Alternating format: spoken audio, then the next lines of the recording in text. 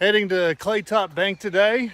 Also stayed at the Park House bed and breakfast, and it was absolutely excellent.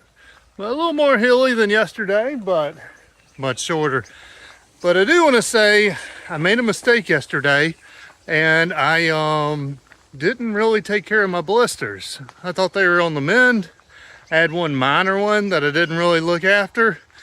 And so yeah, I'm hobbling with a blister again for today. I may be near the end of the coast to coast walk, but there's still some hill climbing to do. It's not like the Lake District, but there is some uphill.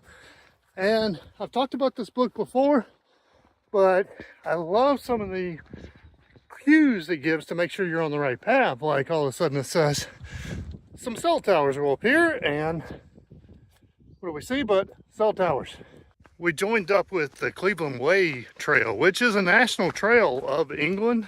And so hopefully most of the paths will be smooth.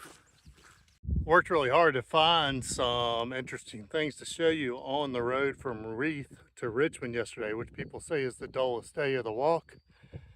And I think we found some good things, but we're back to some amazing views all the way around.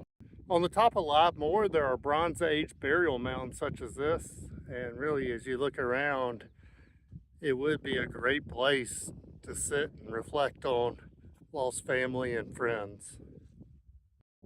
And over there is the first glimpse of the North Sea. Now it's still going to take a couple more days to get there, and we're actually going this way, but starting to get close. I have to say the Cleveland Path has just enough marking to keep you on track, and where it would get really boggy, they put some nice stone in.